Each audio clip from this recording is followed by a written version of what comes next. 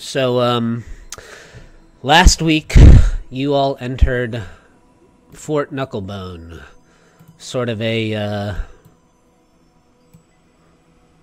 rusty scrap heap of a fortress in the Avernian wastelands, some miles off from where Elturel landed.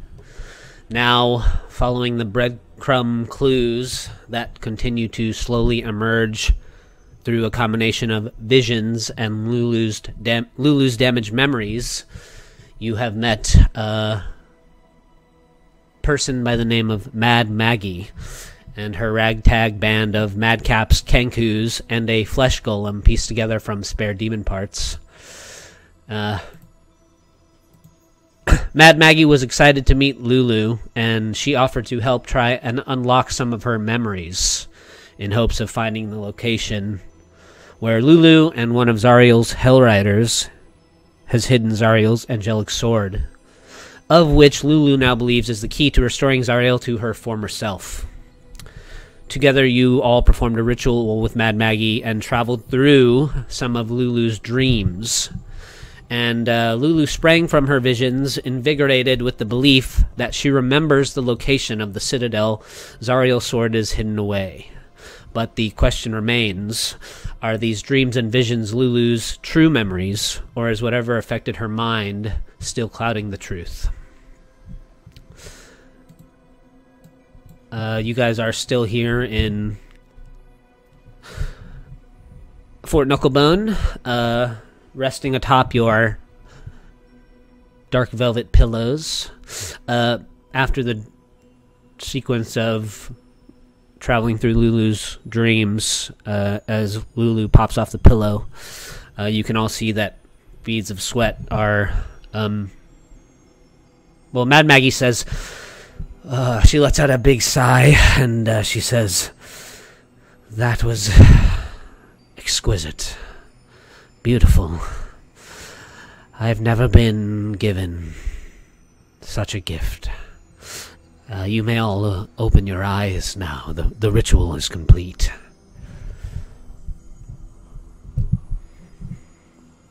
And you can see that she's like sweating and grinning. The two birds on her shoulders are kind of cocking their heads, looking at you with their red eyes. Smiler says, well, that certainly was interesting.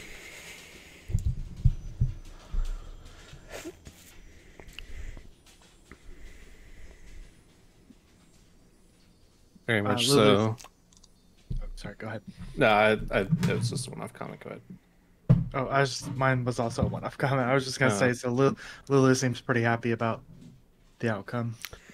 Lulu says, "I've seen it. I remember. We must go there as quickly as possible. There's no time to waste."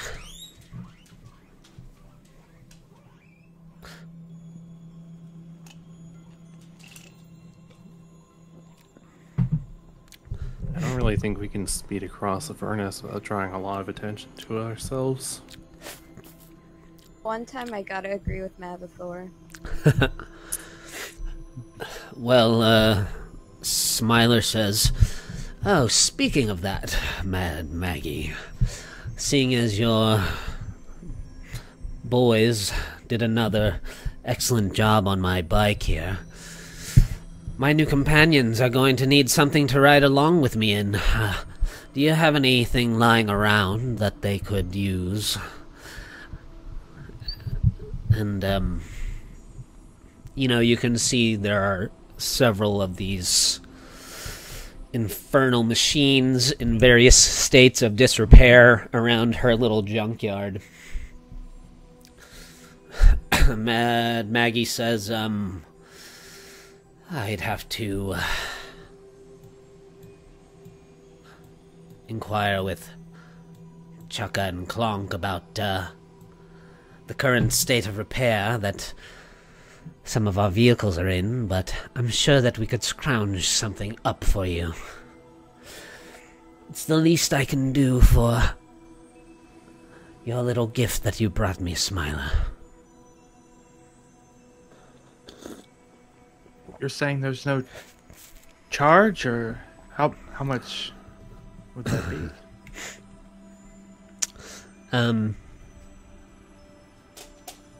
She says,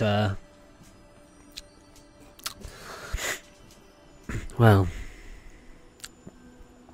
as I told you, I would help you unravel the mind of your little celestial companion there, free of charge. But I'm glad that you have noticed that here in Avernus, almost nothing comes without a cost. That's an important lesson to learn, that most people learn too late. Smiler, however, has done me a favor or two over the course of our relationship, and as long as you all bring the vehicle back to me in at least the same condition I give it to you, I don't see as why you can't take one to help you in your travels. On leeway.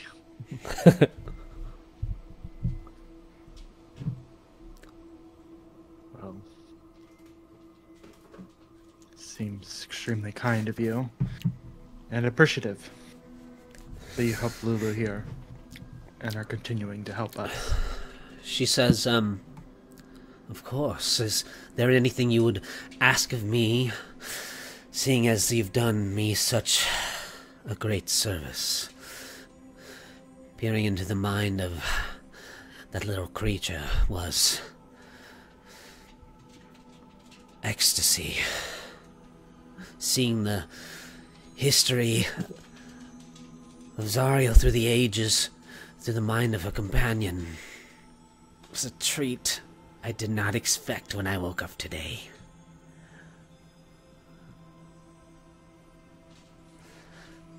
It was a You know, I have intense. my own gifts, you see. I can read people like a book.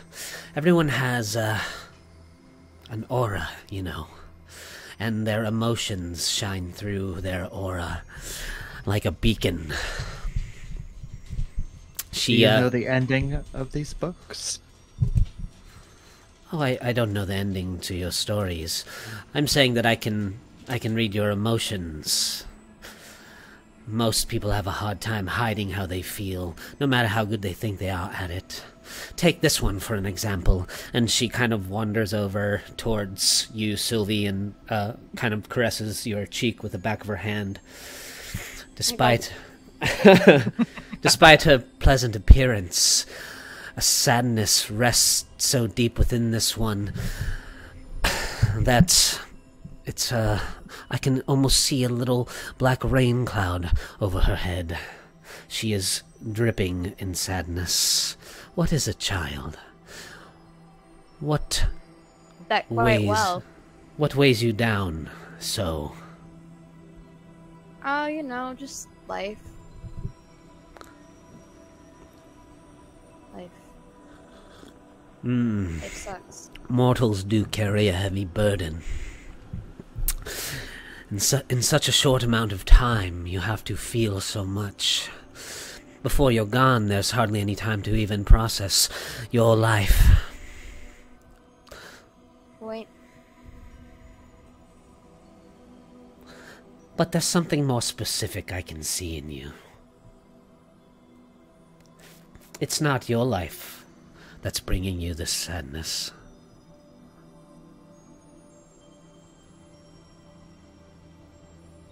Yeah. I mean, there's some other people who have made me sad, I guess. But, feel like, a lot of people have that feeling.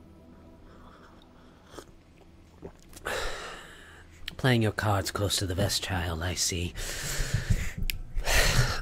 I have to say I'm proud of your, new companions, Smiler. They're learning Avernian etiquette quite quickly. Maybe these ones won't perish so terribly as the last ones did.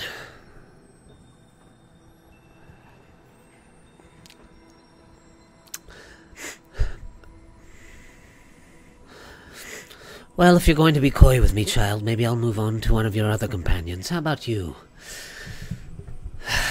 And she comes over and sort of gently strokes your white fur, Krayley. Don't touch. Don't touch me. Shiver. Oh. She kind of kneels down to meet your bright blue eyes, and she says, "It's not sadness that follows you around. To me, you seem a bit lost. You lived a simple life until recently, and now you're wondering if you matter. You're wondering how you got caught up in all of this business, aren't you?"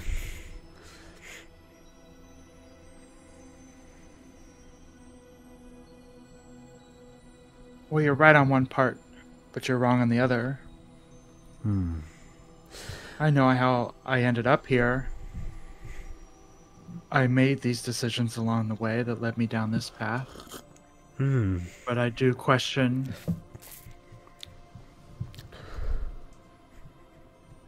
Are we going down the right path? Taking responsibility for one's own actions and choices. A rare quality in people these days. There may be hope for you. But still, there's something else there. You're missing home, but you don't know what that is anymore.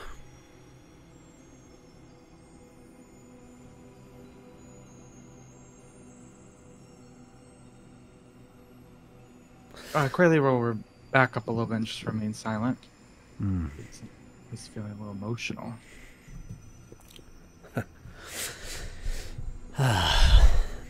Well, don't worry, children. I'm used to having this effect on people. Only the madcaps seem to be able to tolerate me these days. And she kind of cackles and looks over at you, Mavathor. And you, my friend, you're a little harder to read. Almost as if you're cloaked in shadows that I can't see through.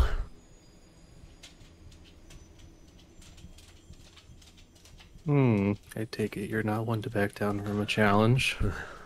Do your worst.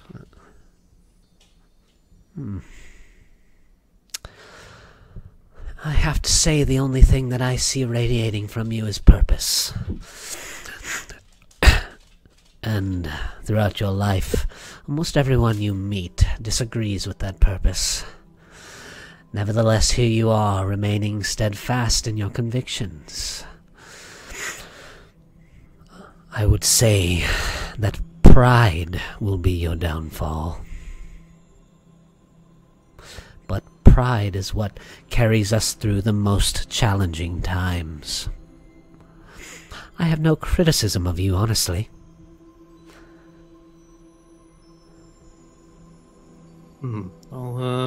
I'll take that as a compliment.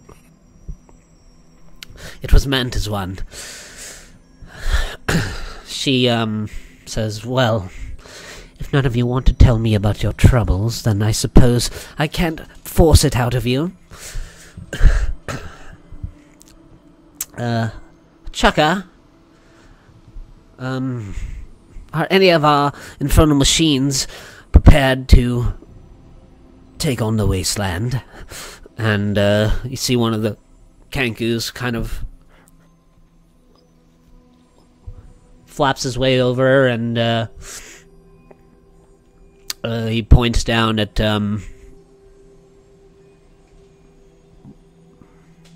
one of the machines and squawks.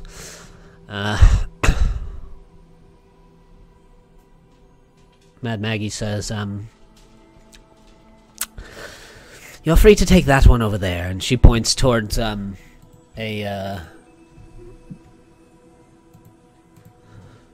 big infernal vehicle with plated armor, and a big hook hanging off the back.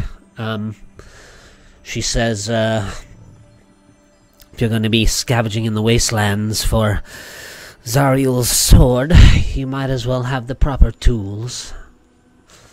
Do you know how they work? And, Smiler says, don't worry, Maggie, I'll give them the runabout. And, Maggie shrugs and she says, sounds like you have everything under control then, Smiler. You're all welcome to rest here as long as you like. And, thank you again, little one. And she, walks over and gives Lulu a little pat on the head. Touchy. And, Mad Maggie says, come back if you find that you need more help unlocking your memories. I'd be more than happy to guide you through another vision. And, Lulu says, you've been a most gracious host. We thank you for your service, and we're glad that you didn't ask for our souls.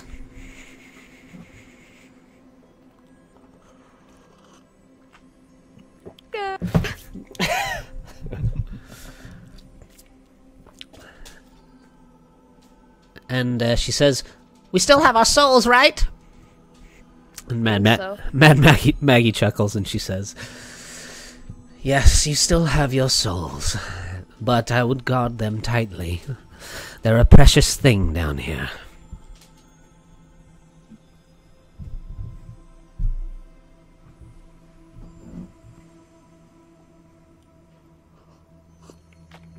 So, I, placed a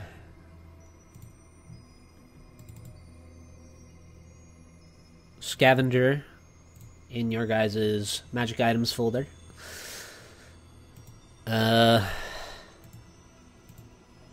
guys should all be able to control the token. We will briefly maybe go over the rules of Infernal War Machines, which I will also place in your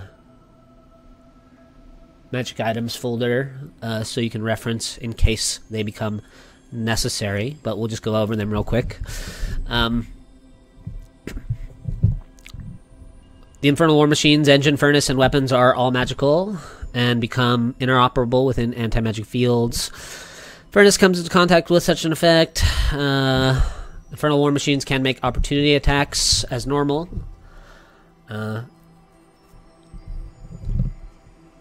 The attacker can target the vehicle or any creature riding in it or inside it that doesn't have total cover and is within reach. So, the vehicles all have action stations.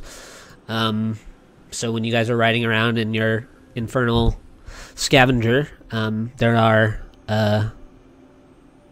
stations that you can all occupy that in the event of combat, if you happen to encounter it inside your vehicle, you can there's extra sets of actions that you can take when it's your turn inside the vehicle itself.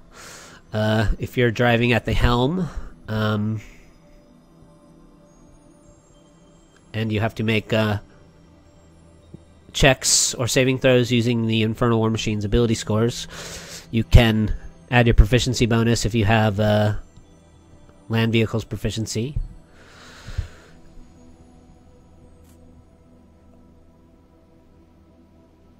While the Infernal War Machine is on, the driver can use an action to propel the vehicle up to its speed or bring the vehicle to a dead stop. So this is something that the helm, whoever's operating at the helm, can do. They can drive, obviously. As a bonus action, the driver can also do the following things. They can start the Infernal War Machine's engine or shut it off, cause the War Machine to take the dash or disengage action while the vehicle is running. They can insert a soul coin or pour a flask of Demon Ichor into the engine's furnace. Weapon stations.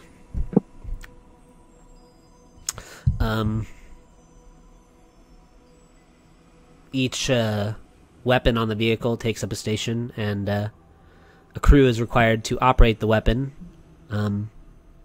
Weapons can be interchangeable, so if you incapacitate another type of scavenger that has some other kind of interesting weapon on its vehicle that seems interesting to you, you can change it out with some effort. So you could encounter other roving war machines that might have other sets of weapons that they use to attack. And if you defeat them, you could take that for your own vehicle. The engine is the heart of the Infernal War Machine, and it is powered by souls. Soul coins operate the vehicle, and it operates for a duration of time dependent on how many charges your soul coin that you're using to power the machine has left. So a fully charged soul coin will operate a infernal vehicle for 72 hours. 48 hours with 2 charges, 24 hours with 1 charge. And when you place a soul coin into the Infernal War Machine's furnace, the coin is destroyed and the soul is released into the furnace where it is consumed.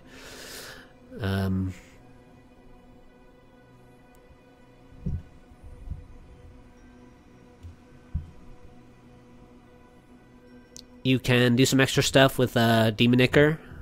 I don't know if you guys have any Demonicker right now, so we won't worry about it. And when certain things happen while you're operating your Infernal War Machine, mishaps can take place. If the War Machine takes damage equal to or greater than its mishap threshold. So when you get in combat and your War Machine takes damage, it will have to make, checks, saving throws, and complications can happen while you're operating the vehicle. And there's a bunch more stuff that's we can deal with if it comes into play. But Mad Maggie gives you all a scavenger, and the scavenger has a helm, a grappling claw, and 2 harpoon flingers, so 4 stations that are operable at any given time.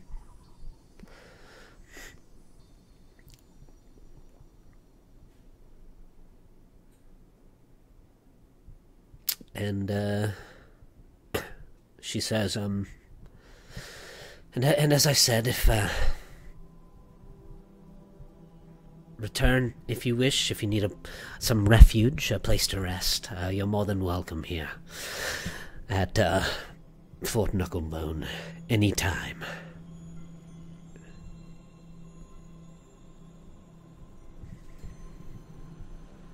You wouldn't happen to have any further supplies that could be bartered for? What kind of supplies are you looking for?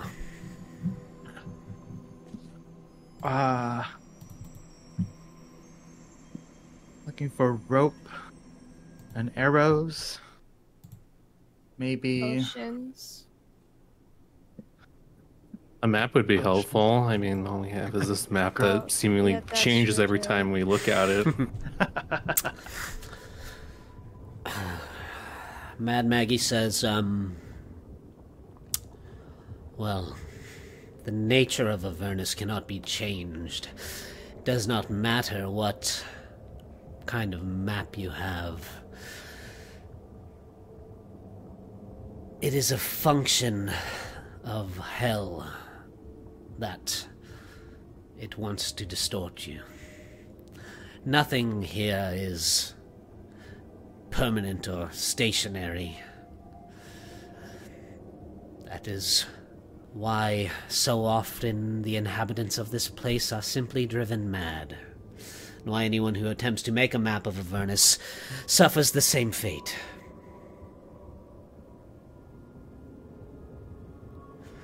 any advice on how since you've lasted so long, I assume?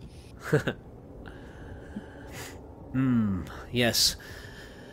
Don't piss anyone off that has more power than you. Might be a little too late for that, but But more practical advice is that sometimes you can't even rely on going back the way you came. I would say the best that you can do is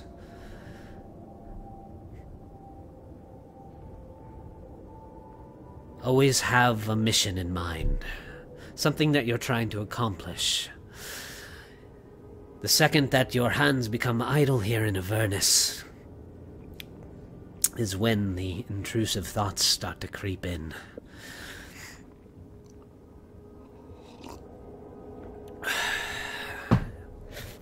It really depends on your goals. It's hard to say. Since all of you seemed a little elusive when I tried to get to know you a little better. If you're simply trying to escape Avernus, then I would find somebody that has the capability to help you, and make sure that whatever they ask of you, you're not getting the short end of the stick. Does Smiler react at all to that? No.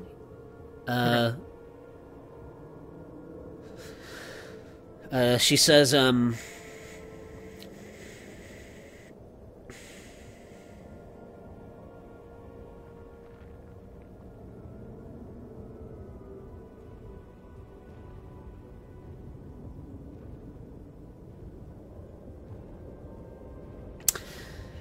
something that I can tell you about Avernus is that there is a reason Asmodeus put Zariel in charge here. It is because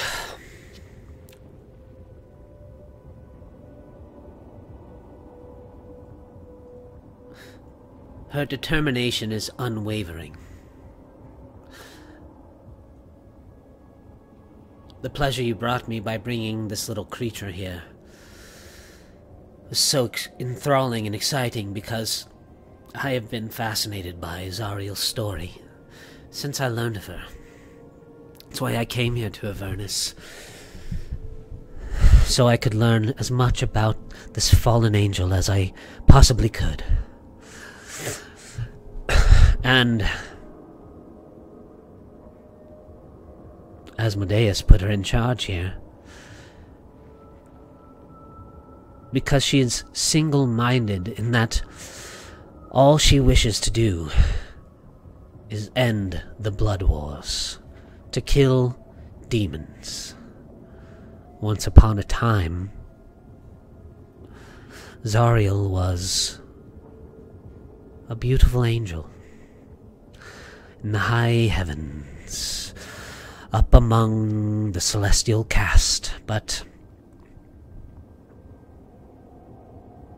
the Celestials are a bit bureaucratic, you see. They spend eternity worrying about mortals and arguing the fine points of what right and wrong means, never taking any action. And eventually this frustrated Zariel. After her endless petitions to the gods to do something about the rising tides of the demons in the multiverse. Then she came down to the material plane and petitioned mortals, but found that they were cowards. She couldn't even inspire the bravest among them to fight willingly by her side. And so she started devising these plots to entrap mortals in her war. after being saved by Asmodeus, she was going to be torn apart by the very demon she sought to kill. After the mortals betrayed her, and he offered her this position of power in the first layer of hell, where she would serve as an immovable wall against the tides of chaos, while Asmodeus could continue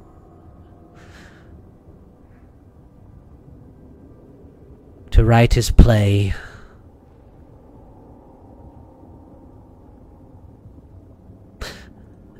And fill out the cast of characters that he uses as puppets throughout the multiverse for his pleasure.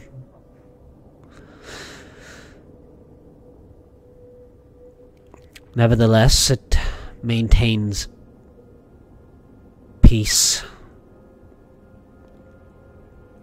in comparison to if the demons were to win, that is. A fallen angel bending the knee to the Lord of Lies. A shimmering jewel in Asmodeus' crown.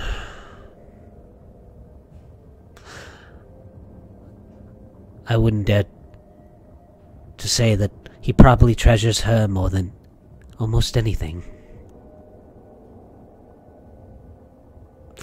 He's got that same pride as your friend Mavathor here, Asmodeus.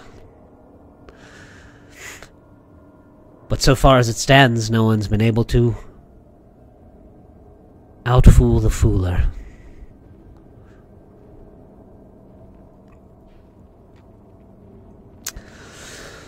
Do you think the path Zariel took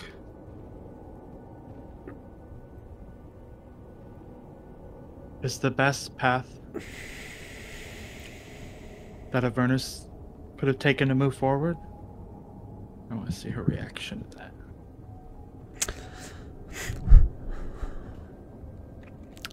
Well, who else could stand against an endless onslaught of demons other than someone who believed their only purpose was to destroy them? Zariel really is unfaltering in that way. Nothing could dissuade her. And the angels that she served turned a deaf ear to her pleas. I have no doubt that she doesn't feel guilt deep down inside her for turning her back on who she was. But she was given a choice. And perhaps when this is all over, she will pay the price for what she's done.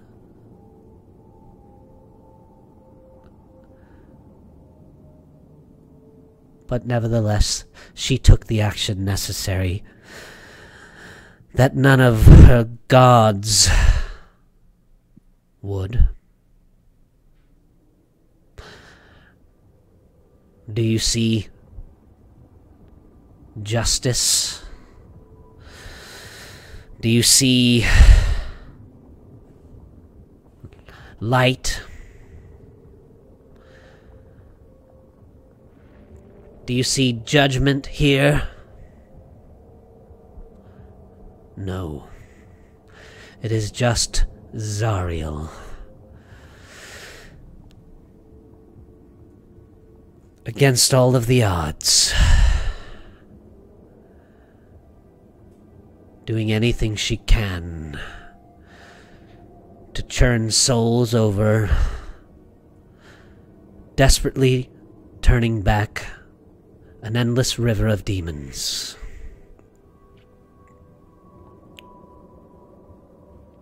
What else are you supposed to do when everyone else is unwilling or afraid?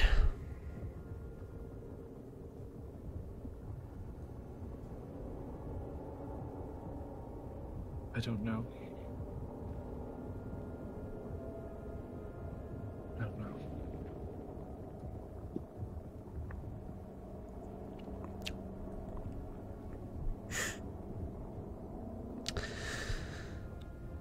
Certainly a choice she had to make. Defending our reality, or let it all be crushed down into complete and total oblivion and thrown into the abyss. It's a hard choice.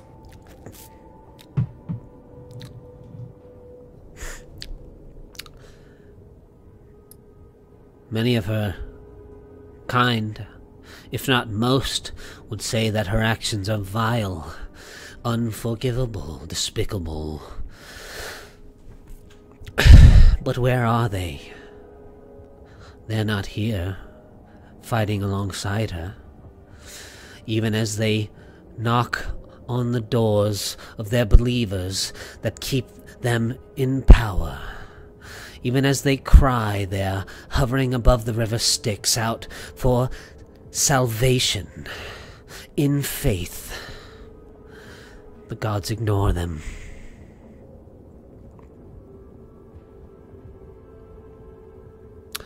Zariel at least gives them purpose. Before the inevitable happens, if she's unsuccessful. If you ask me, she's a hero. But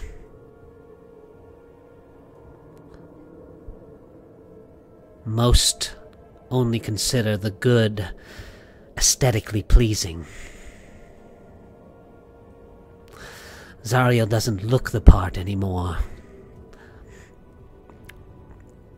And so now her actions are detestable, even if she saves us all. Do you have issue, then, with the path that we're taking?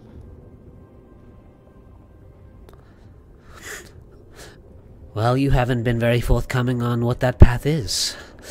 I gather from your little friend's memories that she desperately wishes to return her friend to who she was. But then what? Then the demons overtake the Nine Hells, and reality as we know it ends. Exactly. Setting Zariel free could mean the end of us all. Unless you find another way to petition the gods of justice and light and peace into interfering in some meaningful way. She's more than likely our only hope of seeing the next dawn and the next and the next. If I were all of you, I would do everything in my power to make sure that she wins her war, that she remains exactly what she's become.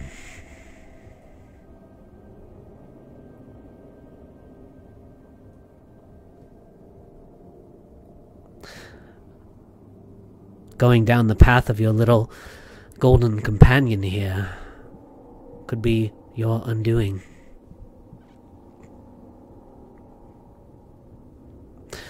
And, you can see, like, tears welling up in Lulu's eyes, and she says,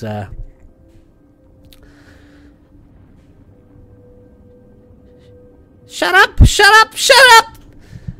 You don't know what you're talking about! Zariel's just confused, like me! All she needs to do is remember who she was. We can show her what's right. And all those people don't need to suffer. And you can hear, like, trembling in Lulu's voice as though, you know, maybe even she's not so sure after what Mad Maggie's been saying. But,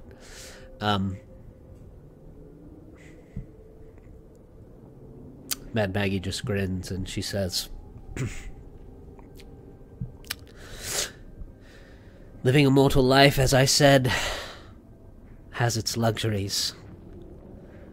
Most mortals, whether the demons are unleashed or not, will never know the troubles and struggles that some go through just to keep them safe. Just to keep them living their simple little lives. The pain that Zariel has endured is more than any mortal could even imagine. And she lives it every day, like a crown of thorns. I'm sure that it constantly pricks at her. Yet she carries on, fighting a fight that even the gods don't wish to undertake.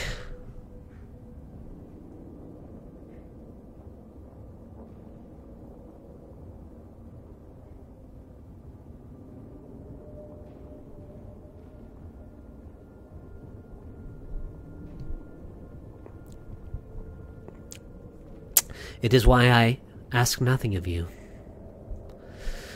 Because now that I've seen your little friend's mind, I'm no longer just reading Zariel's story. Now I'm helping to write it. And no matter what happens when I push you out back into the wastelands, send you on your way, riding off into the sunset, I will have taken my part in penning a page or two in Zariel's story. I will become a part of her history. One of the best stories ever written or ever told.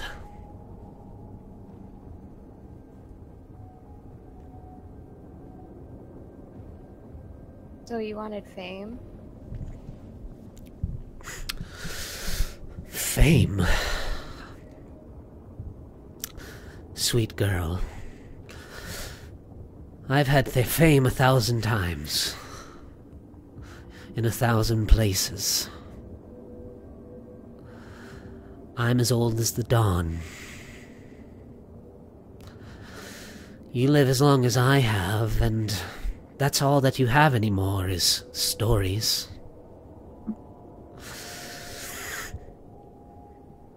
Writing history. That's what keeps me going. And right now I'm in the best story there is. The fate of the multiverse. All or nothing. Maybe the last story there ever will be.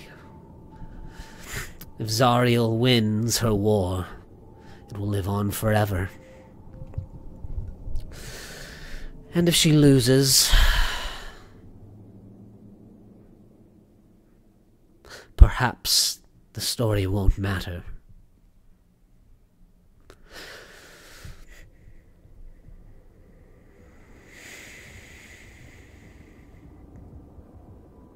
But it will have been a pleasure to help write it nevertheless.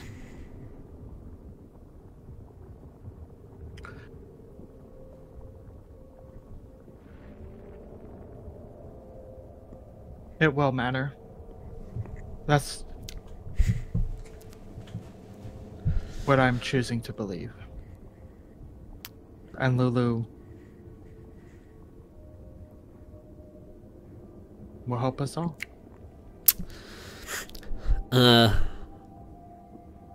Mad Maggie, her, chaotic rolling eyes focus down on you, Krayley, and, she gives you a genuine grin, and she says, "Now that's the spirit.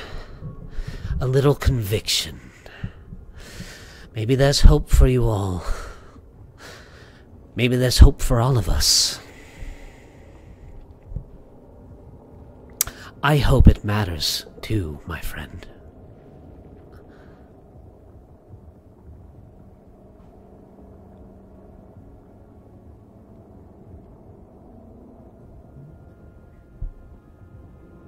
We'll make it so. She looks over at Smiler. She gives him kind of a quick glance and back at the rest of you, and she says, the last bit of advice I'll give you is that you need that kind of hope here. Every second that passes in Avernus, something terrible happens. And I don't doubt that you're going to see things that are going to test your spirit like you never believed was possible. You're going to see things that you never knew existed. You're going to question everything that you've ever known about yourself and everything else that you've known. And this is only the first layer of hell. Pray that you don't have to go any lower. You need to hold on to that kind of conviction. The moment you lose your purpose is the moment you lose yourself.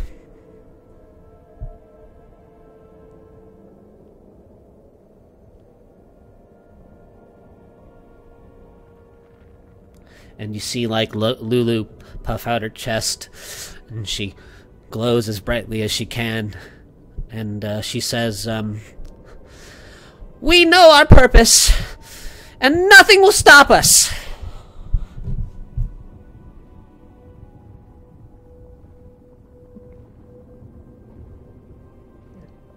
You're right, Lulu.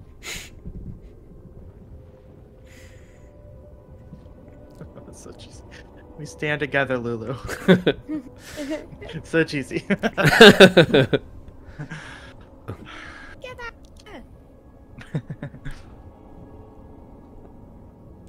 out. Mad Maggie says, well, little golden one, then I hope you succeed in finding Zariel's sword. I hope you find whatever else it is you've lost. All of you, truly. And I hope we all live to see just how this story ends. And just remember that even in your darkest hour, Mad Maggie's rooting for you. That gives me so much joy.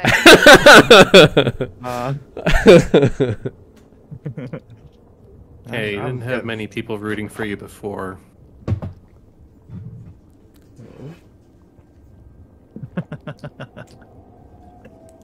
Take the +1 while you can. True. Very true. Unless there's anything else. Oh yeah, sorry. We'll resolve some of the equipment stuff, but before we kind of get out of the zone here, if there's anything else any of you wanted to speak to Mad Maggie about, you could do so now before she helps you resolve some of your other requests.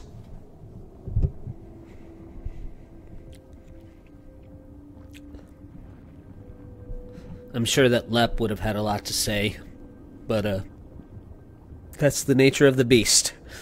The beast being real life. Side convo. Yeah.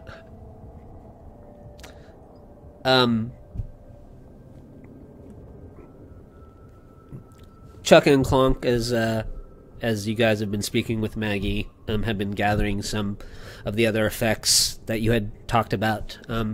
They bring you a few coils of rope, so I don't know how much you were looking for.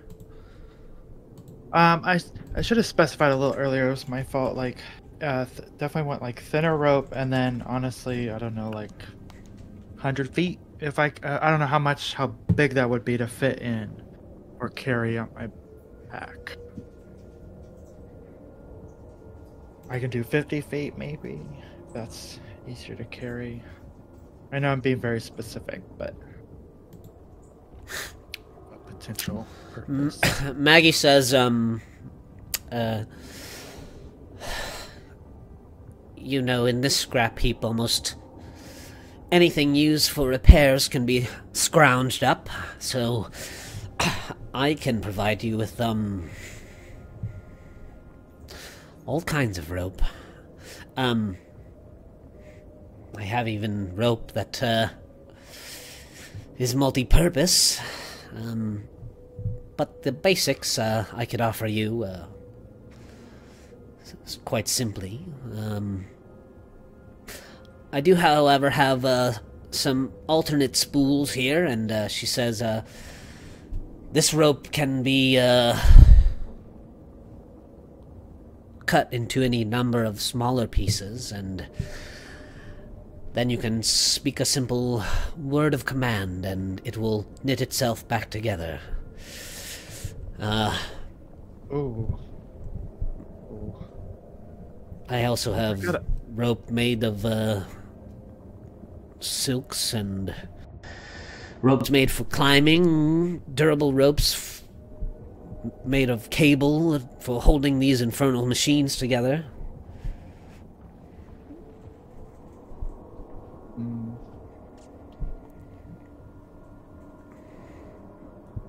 And for just to clarify, Maggie,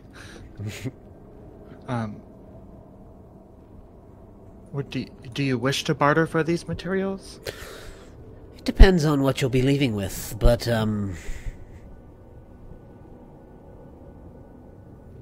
as long as you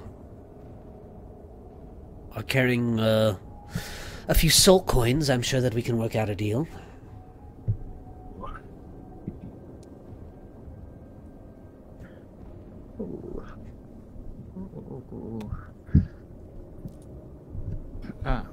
I guess before I make any decisions, I would, because Sylvia, you're holding all the soul coins, right? I would pull you aside. Sylvie, how do you feel about bartering with these coins? If you're not comfortable with it, I absolutely gonna say you hold on to them, but I just want to see how you're feeling about all this in terms of trading, bartering. We may not have a choice. She might not barter with anything else. I mean, we have wasp meat.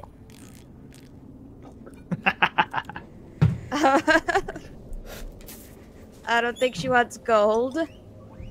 I don't think that's worth anything down here.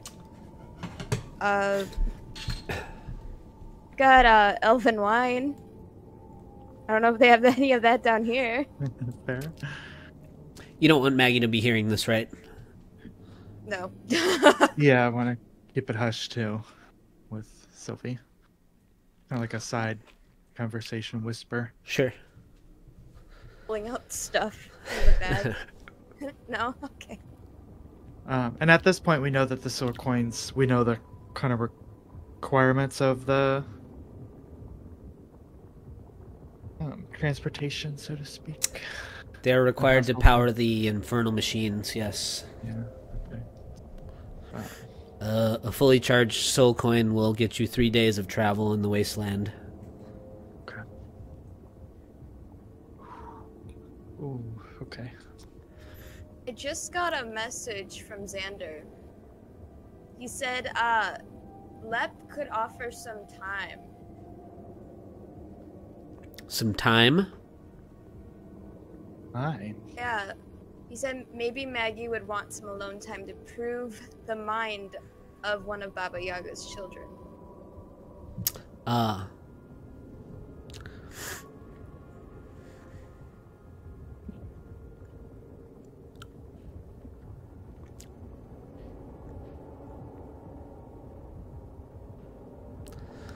I would probably accept that as a bargaining tool if Xander was here, but since we can't really roleplay it and stuff.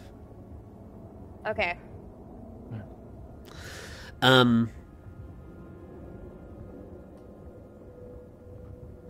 But Smiler does kind of creep up. You know, he like slowly raises his head up between the two of you from behind. And he says, he says, soul coins are of course the preferred method of exchange here in Avernus, but I'm sure that if you had any silver, Mad Maggie would accept that as well. You see, everything here fears silver.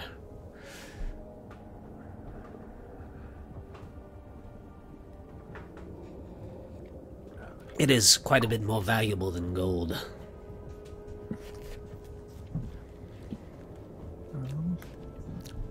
All the party loot here.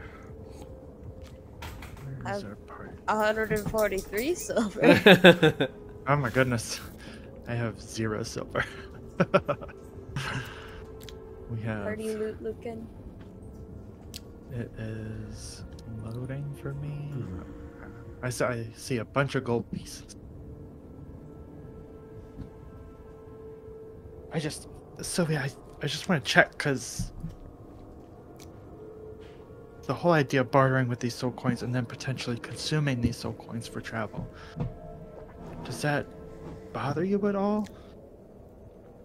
It bothers me, but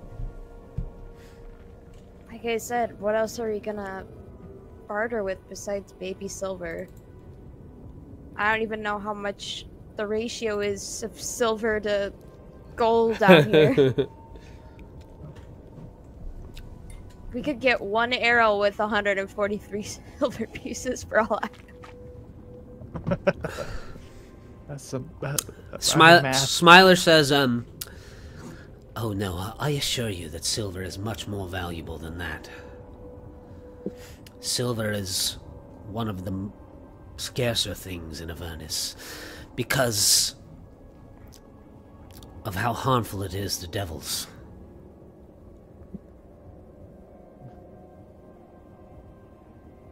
Well, Try and barter with that. yeah, I think we should try to barter with that. I Okay. just thinking about what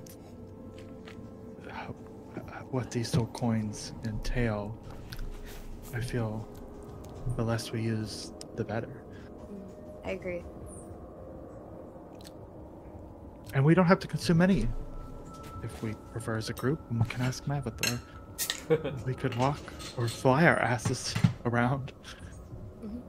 You can carry me, right? It's gonna be a long journey. Yeah, I'm sure, but we'll figure it out. Okay.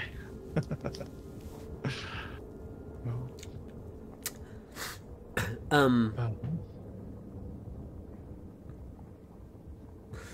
Smiler also says, well, I wouldn't decline any gift given freely from the Mad Maggie. She would likely take it as an insult. We should at least drive the thing out of here.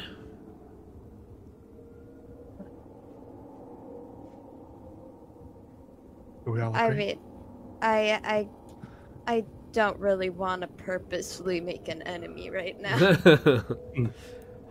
Fair. I'm just All trying things to be considered, helpful, she's as I nice. promised I would be. Appreciate it, Smiler. I appreciate that, Smiler. And I'll offer a hug. Oh, it's furry. I break the hug up. Okay, All right. Maggie, do you want silver? You see Smiler walk over to the circle, and he kind of picks up one of the velvet pillows, and he starts to rub it on his face. Not look in his direction. I'm gonna see what Toby's up to. I'm gonna turn my back to all that. It's like he just realized he hasn't actually touched something so soft in such a long time, you know? You can keep the pillow. It's all yours. 1 sec, I hear my cat scratching at the window. I'm gonna let him inside. Okay.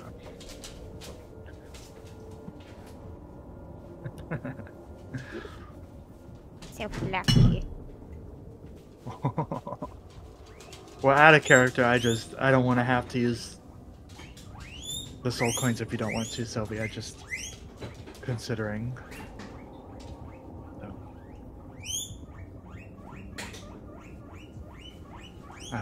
I don't know. I don't want to either, but Yeah. it seems like we might not have a choice at some point. But Yeah. I still feel like we should keep on to them, or hang on to them for as long as we can, if we can. Yeah.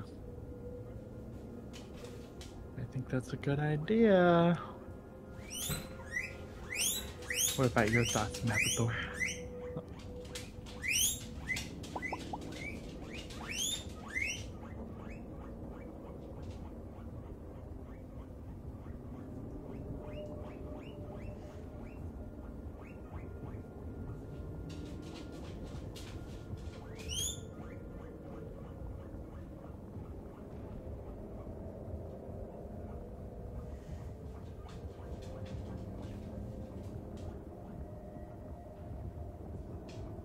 I probably will have a question from Abathor when we eventually leave. So, Okay. fun stuff. Let's go.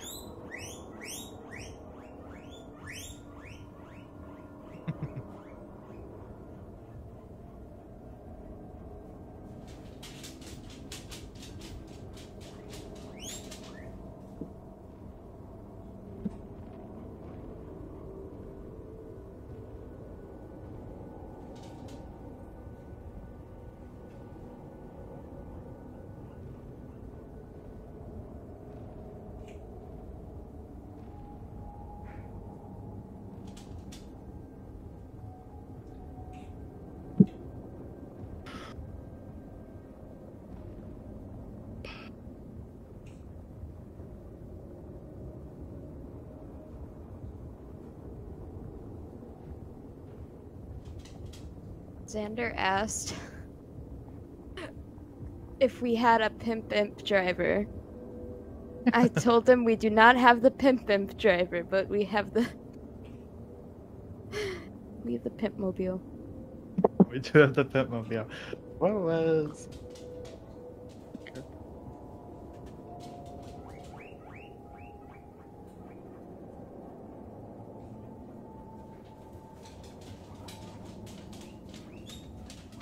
Maybe Twig can drive us.